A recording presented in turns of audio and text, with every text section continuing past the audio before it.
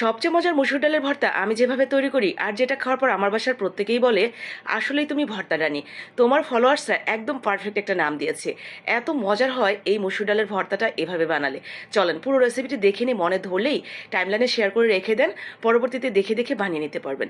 প্রথমেই মসুর ডালটা ধুয়ে চুলায় বসিয়ে দিবেন। এরপরে পানির উপরে যে ফেনা ফেনাটা উঠবে সাদা সাদা সেটা ফেলে দিবেন। এতে করে মসুর ডালের মধ্যে যে এক্সট্রা একটা গন্ধ গন্ধ থাকে সেটা একদম চলে যাবে। এরপরে এখানে দিয়ে দিবেন স্বাদ মতো লবণ আর একটু আদা কুচি, একটু রসুন কুচি। পানিটা ঠিক অমনভাবেই দিবেন যাতে একদম বেশি বেশি না হয়, মানে ডালটা সিদ্ধ হওয়ার পর একদম ঝুরঝুরা হয়ে যায়, আবার ডালটাও পুরোপুরি সিদ্ধ হয়ে যায়। ঠিক ওইভাবে এটা সুন্দর করে সিদ্ধ করে নিতে হবে। হালকা একটু হলুদ আর একটু কাঁচামরিচ দিয়ে দিবেন স্বাদের জন্য। এরপরে ভালো মতো যখন সিদ্ধ হয়ে যাবে নামিয়ে দিয়ে দিবেন পাটায়। হালকা একটা বাটা দিলেই কিন্তু এটা একদম মিহি হয়ে যাবে। আদা রসুন আর যে কাঁচামরিচ সব কিছু সুন্দর করে বেটে নিতে হবে। সামান্য একটু আদা অবশ্যই যোগ করবেন, এতে এই ভর্তার টেস্ট যে এত ভালো হয় যেটা আপনি খেতে গেলেই বুঝতে পারবেন। তো সুন্দর করে বাটার পরে এখানে আমরা আরও কিছু উপকরণ যোগ করব। তার মধ্যে প্রথমেই হচ্ছে ধনিয়া পাতা। ধনিয়া পাতাটাও অবশ্যই দিবেন, একটু বেশি করে দিয়ে ঠিক এইভাবে একটু বেটে দিবেন।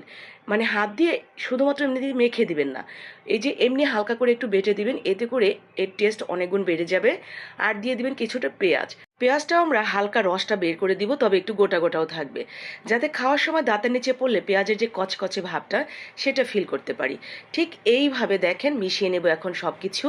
এরপরে এখানে আরও দুইটা উপকরণ মেশাবো। সেটা কি বলেন তো, চলেন দেখি। সেটা হলো চিলি ফ্লেক্স। অল্প একটু শুকনা মরিচ এখানে হাত দিয়ে ভেঙেও দিতে পারেন, তো আমার চিলি ফ্লেক্স করা ছিল সেখান থেকে দিয়ে দিলাম। ঝাল অনুসারে অ্যাড করে দিলাম। আর একটু সরিষার তেল দিয়ে মেখে নিলেই এটা ডান। গরম ভাতের প্লেটে যাওয়ার জন্য পুরোপুরি রেডি। রেডি কি, আমি তো একদম রেডি হয়ে বসে আছি। অল্প একটু ভাত নিয়ে পাটা মুছে এখনই খাওয়া শুরু করে দিয়েছি। অনেকেই বলেন পাটার মধ্যে কেন ভাত খান, প্লেট নাই। আসলে এই পাটার মধ্যে খাওয়ার আলাদা একটা মজা আছে, একদিন খেয়ে দেখবেন।